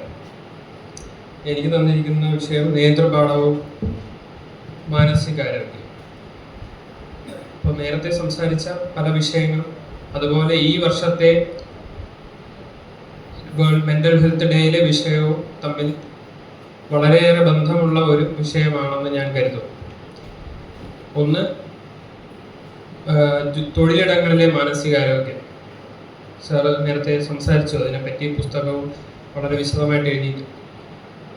അപ്പോൾ തൊഴിലിടങ്ങളിൽ തീർച്ചയായും നേതാക്കൾ ഉണ്ടാവും, നമുക്ക് മേളിൽ ജോലി ചെയ്ത മുതിർന്ന ഉദ്യോഗസ്ഥന്മാരുണ്ടാവും. അവരൊക്കെ നമുക്ക് താഴെയുള്ളവർക്ക് നേതൃത്വ സ്ഥാനം വഹിക്കേണ്ട വ്യക്തികൾ തന്നെയാണ്. അതുപോലെ തന്നെ നമ്മൾ ചിലപ്പോൾ ചില സ്ഥാപനങ്ങളിൽ ജോലി ചെയ്യുമ്പോൾ നമുക്ക് തോന്നും നമ്മളെല്ലാവരും ഒരു കുടുംബമായിട്ടാണ് ജോലി ചെയ്യുന്നത് എന്ന് നമുക്കൊരു തോന്നലുണ്ടാകും. ചില സ്ഥലങ്ങളിൽ നമ്മൾ ജോലി ചെയ്യുമ്പോൾ നമുക്ക് അത് വെറും ഒരു ജോലിയായി മാത്രം തോന്നിയേക്കാം. അപ്പം എന്താണ് ഈ രണ്ട് സ്ഥലങ്ങളിൽ നമുക്ക് അനുഭവപ്പെടുന്ന, ഒന്ന് കുടുംബമായി തോന്നാനും മറ്റത് വെറും ഒരു ജോലിയായി ഒരു റുട്ടീൻ വർക്കായിട്ട് തോന്നാനുള്ള ഒരു യാന്ത്രികമായ പ്രവൃത്തിയായോ തോന്നാനുള്ള കാരണം? അതിൽ ചിലപ്പോഴൊക്കെ നമുക്ക് മേലുള്ള ചിലപ്പോൾ ഉദ്യോഗസ്ഥന്മാരുടെ അവരുടെ മാനസികാരോഗ്യം, അവരുടെ ചില നേതൃപാഠങ്ങളും ഇതിൽ കാരണമാവാറുണ്ട്. അതുപോലെ തന്നെ ഈ വർഷത്തെ വിഷയം എന്ന് പറയുന്നത് ദുരന്തങ്ങളും അതുപോലുള്ള എമർജൻസി, പെട്ടെന്നുണ്ടാകുന്ന ഒരു പ്രളയം അല്ലെങ്കിൽ ഒരു യുദ്ധം തുടങ്ങിയ സാഹചര്യങ്ങളിൽ ഉള്ള മാനസികാരോഗ്യത്തിനെ പറ്റിയാണ്. അപ്പം അതിലും ഈ യുദ്ധങ്ങളും അതുപോലെ തന്നെ ഒരു പെട്ടെന്നുണ്ടാകുന്ന ഒരു എമർജൻസിയിൽ നമ്മൾ ഒരു നേതാവിൻ്റെ കുറച്ച് സ്കിൽസ് നമുക്ക് നല്ല നേതാക്കൾ ഉണ്ടെങ്കിൽ പെട്ടെന്ന് തന്നെ അതിനെ തരണം ചെയ്യണം. ഒരു വ്യക്തിക്ക് ചിലപ്പോൾ ആ ഒരു പ്രദേശത്തോ ആ ഒരു സാഹചര്യത്തിൽ ഇടപെടാൻ കഴിഞ്ഞു എന്ന് വരില്ല. അപ്പൊ ഒരു നേതാവ് ഉണ്ടെങ്കിൽ, നല്ലൊരു നേതാവ് ഉണ്ടെങ്കിൽ ചിലപ്പോൾ യുദ്ധങ്ങൾ ഒഴിവായേക്കാം. അപ്പൊ നമ്മൾ ദീർഘനാളായിട്ട് ലോകത്തിൽ പല സ്ഥലങ്ങളിലും യുദ്ധവാർത്തകളും ഒക്കെ കേട്ടുകൊണ്ടിരിക്കുക. അപ്പം അതിലേക്ക് നമുക്ക് കടക്കുന്നതിന് മുമ്പ് മൂന്നാല് ചോദ്യങ്ങൾ നമ്മുടെ മനസ്സിൽ ഞാൻ ഉന്നയിച്ചുകൊണ്ടാണ് തുടങ്ങാൻ ഉദ്ദേശിക്കുന്നത്. അപ്പൊ നല്ല നേതാവാകണമെങ്കിൽ നമ്മുടെ മനസ്സിൽ 2 നിമിഷം നമുക്ക് ചിന്തിക്കാം. ഒരു നല്ല നേതാവ് എന്ന് പറയുമ്പോൾ നിങ്ങളുടെ മനസ്സിൽ തെളിഞ്ഞു വരുന്ന പേരോ ചിത്രമോ 2-3 പേരുടെ പേരുകൾ ഓർത്തെടുക്കും. ലോക നേതാക്കൾ ഉണ്ടാവാം, പ്രാദേശിക നേതാക്കൾ നിങ്ങളുടെ സ്ഥാപനത്തിൽ തന്നെ ഉണ്ടാവാം, അതുപോലെ മോശം നേതാക്കൾ 2-3. ഇതാണ് ആദ്യത്തെ ചോദ്യം. 2, ഇനി നല്ല നേതാക്കൾ എന്ന് നിങ്ങൾ ഓർത്തെടുത്ത ഈ പേരുകൾ, അവരെന്തുകൊണ്ടാണ് നിങ്ങൾ നല്ല നേതാക്കൾ എന്ന് നിങ്ങൾ വിശ്വസിക്കുന്നത് അല്ലെങ്കിൽ അവരെ പൊതുവിൽ അറിയപ്പെടുന്നത്? 3, അതിന് ഒരു ശാസ്ത്രീയമായി അല്ലെങ്കിൽ ഒരു മനഃശാസ്ത്രപരമായി എന്തുകൊണ്ട് അവരൊരു നല്ല നേതാവായി എന്നതിനുള്ള ചില ക്വാളിറ്റീസ്, അതിനെപ്പറ്റി ഞാൻ സംസാരിക്കും. ശേഷം ഈ നേതാക്കൾ നയിക്കേണ്ടത് ഒരു കൂട്ടം ആൾക്കാരെയാണ്. അതൊരു സംഘമാവാം, പക്ഷേ നമ്മൾ ഗ്രൂപ്പ് എന്ന് പറയും, ഒരു ഗ്രൂപ്പ് ഓഫ് പീപ്പിൾ. പക്ഷേ ഈ ഗ്രൂപ്പിനേക്കാൾ നമുക്ക് ആവശ്യം ഒരു ടീമാണ്. ഒരു ടീം ഓഫ് ആൾക്കാരാണ് കുറച്ചുകൂടി കാര്യങ്ങൾ ഇഫക്റ്റീവായി ചെയ്ത് തീർക്കുന്നത്. അപ്പൊ എന്താണ് ഈ കൂട്ടം ആൾക്കാർ അല്ലെങ്കിൽ ഗ്രൂപ്പ് ഓഫ് പീപ്പിളിനെ ഒരു ടീം ആക്കുന്നത്? അപ്പൊ ഇതിനോടകം നിങ്ങൾ ഓർത്തെടുത്ത് കഴിഞ്ഞിട്ടുണ്ടാവും. അതിൽ ചില പേരുകൾ, നല്ല നേതാക്കളുടെ പേരുകൾ, മഹാത്മാഗാന്ധി അല്ലെങ്കിൽ ലോകത്തിലെ തന്നെ നെൽസൺ മണ്ടേല, അതുപോലുള്ള ചില പേരുകൾ തീർച്ചയായിട്ടും അതിനകത്തുണ്ടാകും. മോശം നേതാക്കളുടെ പേരുകൾ കൂട്ടത്തിൽ നമുക്ക് ചിലപ്പോൾ ഹിറ്റ്ലർ, അല്ലേ, മുസോളിനി തുടങ്ങിയ സ്റ്റാലിൻ, ഇത്തരത്തിലുള്ള പല നേതാക്കളുടെയും പേരുകൾ നമ്മുടെ മനസ്സിലുണ്ടാകും.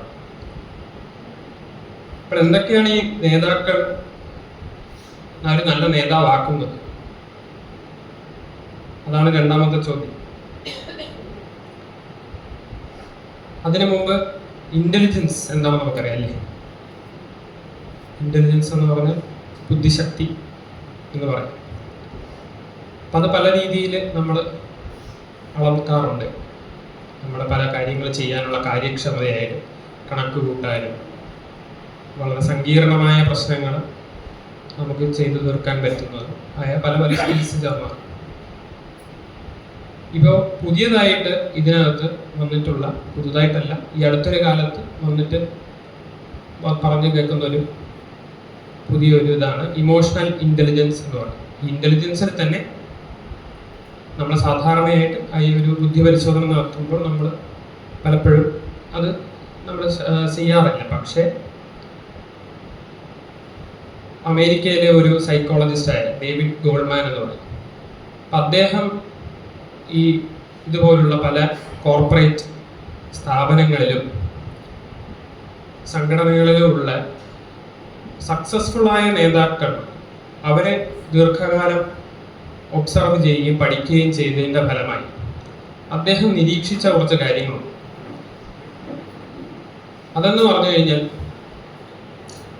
തലപ്പത്ത് വരുന്ന എക്സിക്യൂട്ടീവ് ഓഫീസേഴ്സ്, CEO ആയി മറ്റും വരുന്ന ഈ വ്യക്തികൾ, അവരെയൊക്കെ ഹയർ ചെയ്യുമ്പോൾ പലപ്പോഴും അവരുടെ IQ, അതുപോലെ ടെക്നിക്കൽ സ്കിൽസ്, അവർ ചെയ്യുന്ന തൊഴിലിന് ആവശ്യമായ കഴിവുകൾ, ഇതാണ് പലപ്പോഴും അളക്കാറുള്ളത്. പക്ഷെ ചില ആൾക്കാർ വരുന്നു, വളരെ ഹൈലി ബ്രില്യൻറ്റ്, എക്സ്ട്രാ ഓർഡിനറി, പക്ഷെ കുറച്ച് കാലത്തിനുള്ളിൽ തന്നെ അവർ കൊഴിഞ്ഞു പോകും. പക്ഷെ അതിന് 20% ആൾക്കാർ നല്ലൊരു ലീഡർഷിപ്പ് ക്വാളിറ്റി കാഴ്ചവെക്കുകയും CEO ഈ എക്സിക്യൂട്ടീവ് സ്ഥാനത്ത് വളരെ നാൾ തുടർന്നു പോവുകയും ഈ സ്ഥാപനത്തിന്റെ വളർച്ചയ്ക്ക് വളരെ ഗുണകരമായ പ്രവർത്തികൾ ചെയ്യുകയും ചെയ്തതിനെ കണ്ടു. അപ്പൊ അങ്ങനെയുള്ള ഇവരുടെ എല്ലാം കോമൺ ആയിട്ടുള്ള പൊതുവായ ചില സവിശേഷതകൾ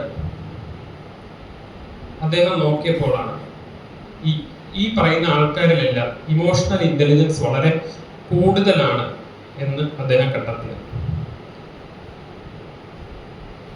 അപ്പൊ അദ്ദേഹം നേതാക്കന്മാരിൽ മാത്രമാണോ അതോ താഴെയുള്ള ഏറ്റവും തലപ്പത്തുള്ള ആൾക്കാർക്ക് മാത്രമാണോ അതോ അതിന് താഴെ നേതാക്കൾ ഒരു ചെറിയ ഗ്രൂപ്പിന്റെ ടീമിന്റെ ചെറിയ ടീമിന്റെ ഒരു ഡിപ്പാർട്ട്മെന്റിന്റെ നേതാക്കന്മാർ ലീഡേഴ്സ് ഉണ്ടാവും, അവരിലും ഈ പറയുന്ന ഇമോഷണൽ ഇന്റലിജൻസ് വളരെ കൂടുതലാണ്. അപ്പൊ ഇമോഷണൽ ഇന്റലിജൻസിന്റെ നിർണയിക്കുന്ന ചില 5 ഘടകങ്ങളുണ്ട് ഒരു വ്യക്തി. ഇത് മനസ്സിലാക്കേണ്ടതിന്റെ പ്രാധാന്യം എന്ന് പറഞ്ഞാൽ ഒരു ലീഡർ നല്ലതാണോ എന്ന് നമുക്ക് തിരിച്ചറിയാൻ കഴിയും. ഇദ്ദേഹത്തിന് നമ്മളൊരു ടീം ഫോം ചെയ്യുമ്പോൾ ഇദ്ദേഹത്തിന് നേതാവാക്കാൻ കഴിയുമോ എന്ന് മനസ്സിലാക്കും. നിങ്ങൾക്ക് ഒരു നേതൃസ്ഥാനത്തേക്ക് നിങ്ങൾ പോകുന്നുണ്ടെങ്കിൽ തീർച്ചയായും ഈ പറയുന്ന കാര്യങ്ങൾ അല്ലെങ്കിൽ സവിശേഷതകൾ നമ്മൾ ഉണ്ടാക്കിയെടുക്കാനും സാധിക്കും എന്നാണ് പറയുന്നത്. സാധിക്കുമെന്ന് പറയാൻ ചില കാരണങ്ങളുണ്ട്, അത് പിന്നെ പറയാം. അപ്പൊ അദ്ദേഹം പറഞ്ഞത് ആദ്യത്തെ സവിശേഷത എന്ന് പറയുന്നത് സെൽഫ് അവയർനെസ് ആണ്. അവനവനെ തന്നെ പറ്റിയുള്ള ബോധം എന്ന് പറയുമ്പോൾ അതിനകത്ത് നമ്മളെ കഴിവുകൾ, സ്ട്രെങ്ത്, അതുപോലെ പോരായ്മകൾ, വീക്ക്നെസ്, ഇത് രണ്ടും തിരിച്ചറിയാനുള്ള കഴിവ് വളരെ കൂടുതലാണ്. അപ്പൊ തിരിച്ചറിഞ്ഞാൽ മാത്രമേ നമുക്ക് അതിനകത്ത് മാറ്റം വരുത്താൻ നമ്മൾ ആദ്യം തിരിച്ചറിയണം, പിന്നീട് അതിനെ അംഗീകരിക്കണം. എന്നാൽ മാത്രമേ നമുക്ക് മാറാൻ സാധിക്കുള്ളൂ. അപ്പൊ നമ്മളെ പോരായ്മകളും നമ്മൾ തിരിച്ചറിയണം, അത് അംഗീകരിക്കുകയും വേണം. അപ്പൊ അതിന്റെ ഗുണം എന്താണ്? ഇപ്പൊ ഒരു കാര്യം, ഒരു പ്രോജക്റ്റ്, അത് ചെയ്തു തീർക്കാൻ ഇന്ന തീയതിക്കുള്ളിൽ അത് ചെയ്തു തീർക്കണം. അദ്ദേഹത്തിന് അറിയാം അദ്ദേഹത്തിന്റെ പോരായ്മകൾ, അതുപോലെ തന്നെ അദ്ദേഹം ഫ്രസ്ട്രേറ്റഡ് ആവാൻ സാധ്യതയുള്ള കാര്യങ്ങൾ, ഇതെല്ലാം മുന്നിൽ കാണാൻ അദ്ദേഹത്തിന് ഈ ഒരു വ്യക്തിക്ക് പറ്റും. അപ്പോൾ മുൻകൂട്ടി അതിനെ പ്ലാൻ ചെയ്യാൻ അവസാന നിമിഷത്തിൽ എത്തിക്കഴിയുമ്പോൾ ഫ്രസ്ട്രേറ്റഡ് ആവാൻ സാധ്യതയുണ്ട് എന്ന് തിരിച്ചറിയാൻ കഴിയും. അങ്ങനെ സ്വയം തിരിച്ചറിയുമ്പോൾ മാത്രമേ അദ്ദേഹത്തിന് മറ്റുള്ളവരുടെ കഴിവുകൾ, പോരായ്മകളും അവർക്ക് എവിടെയാണ് സഹായം ആവശ്യമുള്ളത് എന്ന് തിരിച്ചറിയാനും സാധിക്കും. സോ അതാണ് ഒന്നാമത്തത്.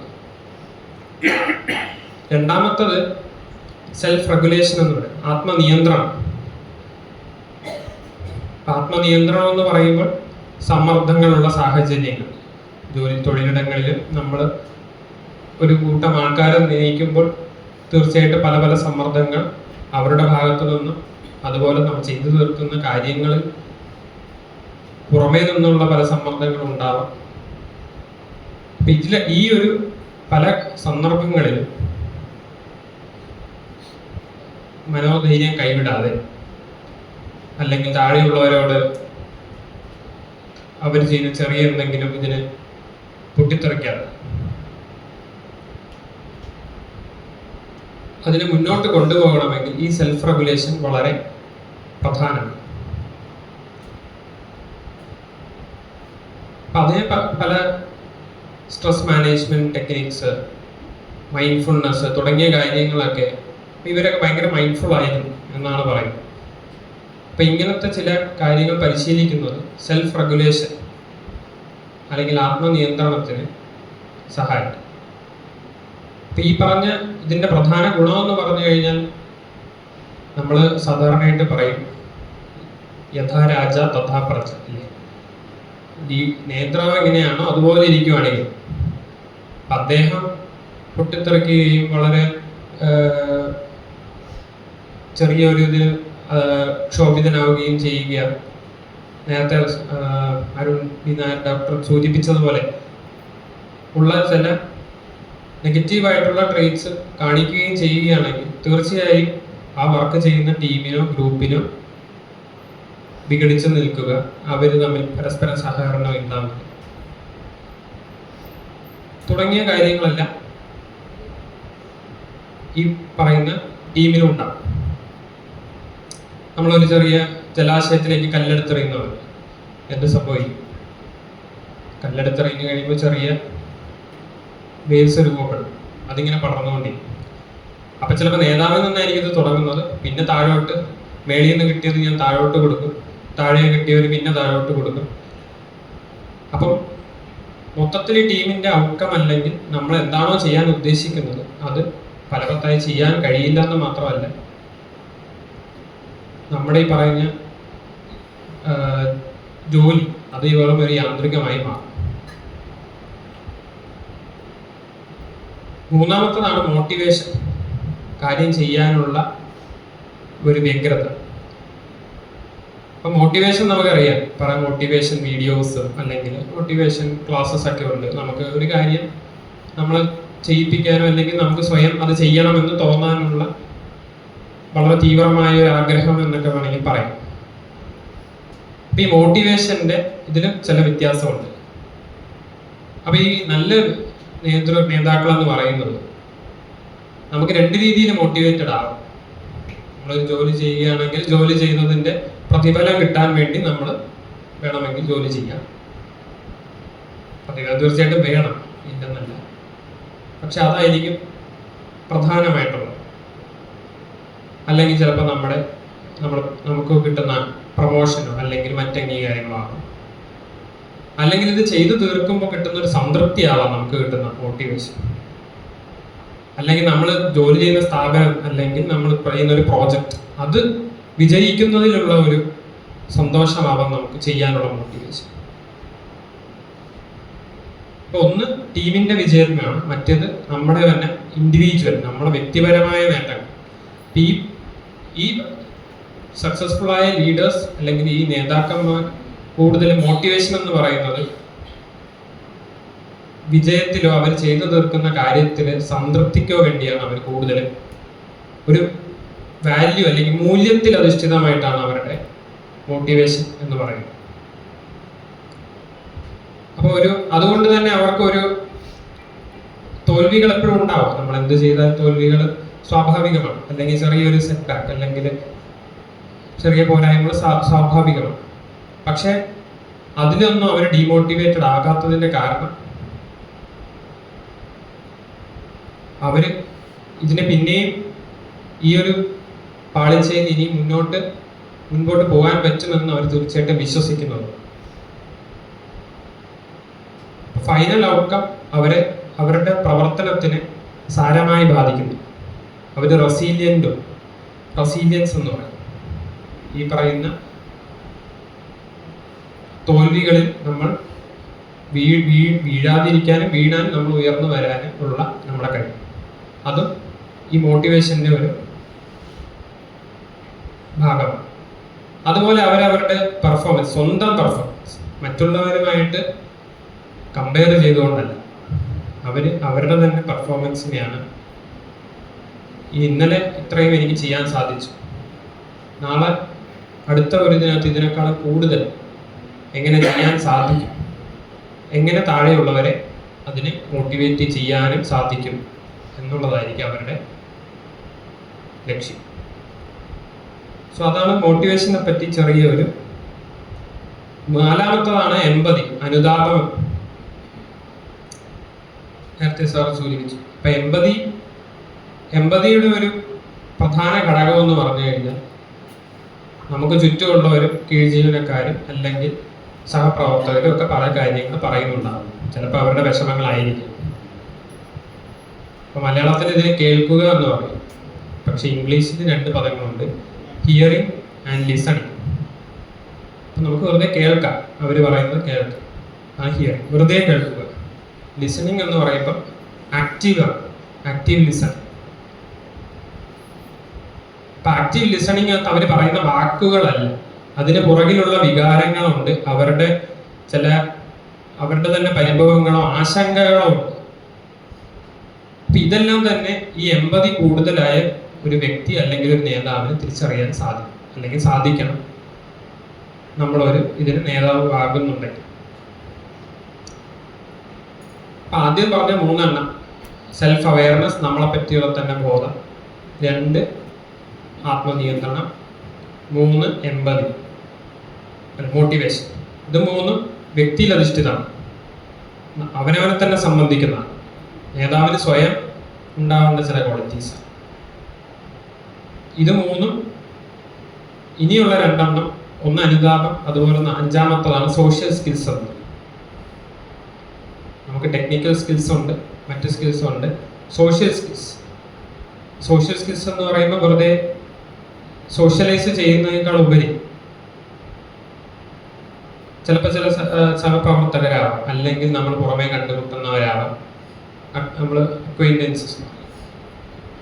അപ്പൊ ഇവരൊക്കെ ചിലപ്പോൾ നമുക്ക് ഭാവിയിൽ നമുക്ക് ഇവരുടെയൊക്കെ സഹായം തേടേണ്ട ആവശ്യം ഉണ്ടാവും എന്നുള്ളൊരു ബോധം അവർക്കുണ്ടാകും. അപ്പൊ ഇവരെ കണ്ടു കഴിഞ്ഞാൽ ചിലപ്പോൾ ജോലി ചെയ്യുന്നത് പോലെയൊന്നും തോന്നില്ലെങ്കിൽ അവർ പല രീതിയിലും പ്രവർത്തിച്ചുകൊണ്ടിരിക്കും, നെറ്റ്വർക്ക്സ് ഉണ്ടാക്കുക. അത് പറയുന്ന ജോലി ചെയ്യുന്ന സ്ഥാപനത്തിനോ അല്ലെങ്കിൽ ഈ പറയുന്നതിനോ പുരോഗതിക്കോ ഒരു ബെറ്റർ ഔട്ട്കമ്മിന് വേണ്ടി.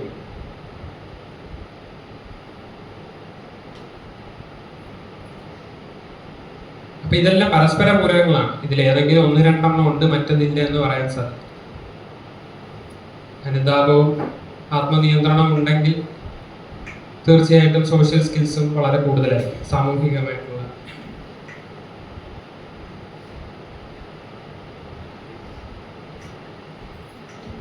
ഇനി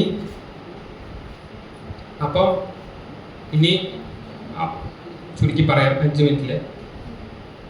അപ്പൊ ഇനി നമുക്ക് ഈ പറയുന്ന നേതാക്കന്മാർ ഉണ്ടായതാണ്. അവർ ജനിച്ചപ്പോൾ തന്നെ ഒരു നേതാക്കന്മാരുടെ ഈ പറയുന്ന സ്വഭാവ സവിശേഷതകളോടെയാണ് ഒരു മനുഷ്യൻ ജനിക്കുന്നതെന്നോ തോന്നുന്നു. മഹാത്മാഗാന്ധി ജനിച്ചപ്പോൾ തന്നെ ഈ പറയുന്ന എല്ലാ ക്വാളിറ്റീസുമായിട്ട് ജനിച്ച് അദ്ദേഹം നേതാവായതാണോ, അതോ ഒരു നേതാവ് എക്സ്പീരിയൻസസിലൂടെയും അല്ലെങ്കിൽ സ്വയം ട്രാൻസ്ഫോം ചെയ്യുന്നതിലൂടെയുമാണോ നേതാവായത് എന്നുള്ളൊരു പ്രധാന ചോദ്യം ഉണ്ടാകും. അതിനർത്ഥം നമുക്ക് നേതാവാകാൻ പറ്റുമോ, അല്ലെങ്കിൽ ഇതിൻ്റെ നേതാവാകാൻ നമുക്ക് സാധിക്കുമോ, അല്ലെങ്കിൽ ഒരു വ്യക്തിക്ക് പറ്റുമോ എന്നുള്ളതാണ്. അപ്പൊ തീർച്ചയായിട്ടും അതിന് സാധിക്കും എന്നുള്ളതാണ് അതിൻ്റെ. പക്ഷെ നമ്മൾ ഈ പറയുന്ന ലീഡർഷിപ്പ് ട്രെയിനിങ് അല്ലെങ്കിൽ അത് തീർച്ചയായിട്ടും ഈ പറയുന്ന സ്കിൽസിൽ അധിഷ്ഠിതമായി അതിനെ നമ്മൾ പോഷിപ്പിക്കുകയാണെങ്കിൽ തീർച്ചയായിട്ടും ഒരു നല്ല ലീഡർഷിപ്പായിട്ട് ട്രാൻസ്ഫോം ചെയ്യാൻ സാധിക്കും. സാധാരണയായിട്ട് മറ്റ് ടെക്നിക്കൽ സ്കിൽസും ഒക്കെയാണ് നമ്മൾ ഈ പറയുന്ന ഒരു വർക്ക്ഷോപ്പ് അല്ലെങ്കിൽ നമ്മൾ ക്ലാസ്സസിലൂടെയൊക്കെ പലരും നമ്മൾ ടാർഗറ്റ് ചെയ്യും.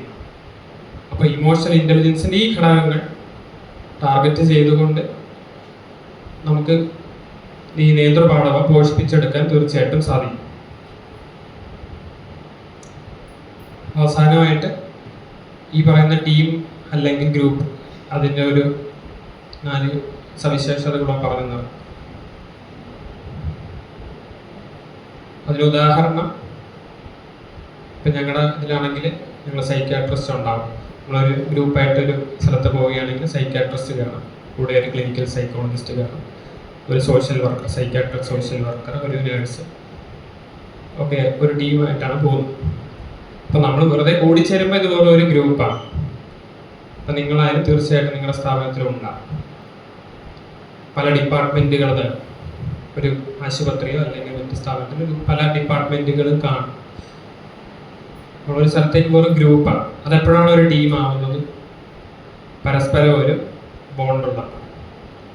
2, ഇത് എൻ്റെ മാത്രം ഒരു റെസ്പോൺസിബിലിറ്റി, എൻ്റെ ജോലി മാത്രമല്ല, നമ്മൾ മറ്റുള്ളവർക്കും കൂടെ അതിലെല്ലാ മെമ്പേഴ്സും മറ്റുള്ളവർക്കും കൂടെയുള്ള അക്കൗണ്ടബിലിറ്റി ഏറ്റെടുക്കുമ്പോൾ വിജയം ഈ ടീമിൻ്റെ വിജയമായിട്ട് കാണുമ്പോൾ ഞാൻ നന്നായി ചെയ്തു, പക്ഷേ കൂടെയുള്ളവർ നന്നായി ചെയ്തില്ലെങ്കിൽ വലിയ കാര്യമൊന്നുമില്ല. അപ്പം അവരും കൂടെ പ്രവർത്തിക്കണം. എല്ലാവരും സഹകരിച്ചും സഹായിച്ചും ഒക്കെ പ്രവർത്തിച്ച് ഒരു പേഷ്യൻ്റ് അല്ലെങ്കിൽ ഒരു കൂട്ടം പേഷ്യൻസ് ബെറ്റർ ആവണം എന്നുള്ളതാണ് ലക്ഷ്യം. നമ്മൾ നന്നായി ചെയ്തതുകൊണ്ട് മാത്രം കാര്യമില്ല. അപ്പം ഈ ടീമിനെ വളർത്തിയെടുക്കാൻ പ്രധാന ഘടകം എന്ന് പറയുന്നത് അതിൻ്റെ ലീഡർ തന്നെയാണ്. അപ്പം തീർച്ചയായിട്ടും നമ്മൾ എന്തെങ്കിലും ഒരു ലീഡർ ആവേണ്ടി വരും. അപ്പോൾ നമ്മൾ ഓർത്തിരിക്കേണ്ട, നമ്മൾ പോഷിപ്പിച്ചെടുക്കേണ്ട ചില കലകളാണ് ഈ പറഞ്ഞതൊക്കെ എന്ന് പറഞ്ഞുകൊണ്ട് എൻ്റെ വാക്കുകൾ ഉപസംഹരിക്കുന്നു. നന്ദി.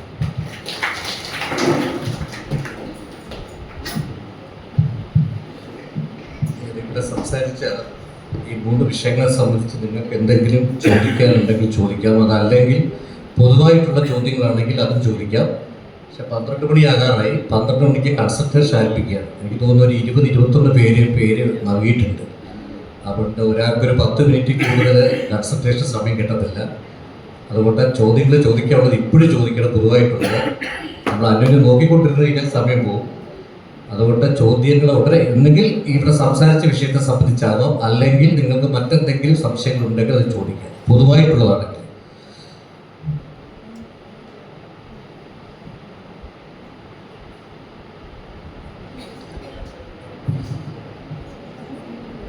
എനിക്ക് ഇന്ത്യയിൽ ഡോക്ടറോടാണ് ചോദിക്കാറുണ്ട്. ഡോക്ടർ പറഞ്ഞാൽ രണ്ട് കുടുംബകഥ പറഞ്ഞിട്ടാണ് ഡോക്ടർ തുടങ്ങിയത്. ഒന്ന്, സാമ്പത്തിക ഭദ്രത ഇല്ലാത്ത ഒരു പെണ്ണിന് അദ്ദേഹത്തിൻ്റെ ഇണയെ കൂട്ടാൻ പറ്റാതെ വരുന്ന ഘട്ടത്തിൽ ഉപേക്ഷിക്കുകയും പിന്നീട് ഒരു ഇണയെ കൂട്ടുകയും അയാളിൽ നിന്നും കുടുംബത്തിൽ തന്നെ മോളോട് എന്നൊരു മോശമായിട്ടുള്ള രീതിയിൽ ഇടപെട്ടതിൻ്റെ പേരിൽ അയാൾ കേസെടുത്ത് പറഞ്ഞു വിടുകയും ചെയ്ത അപ്പോൾ ഒരു സാമ്പത്തിക ഭദ്രത ഇല്ലാത്തത് കൊണ്ടുള്ള ഒരു കുടുംബം. മറ്റൊന്ന്, ജോലിയുണ്ട്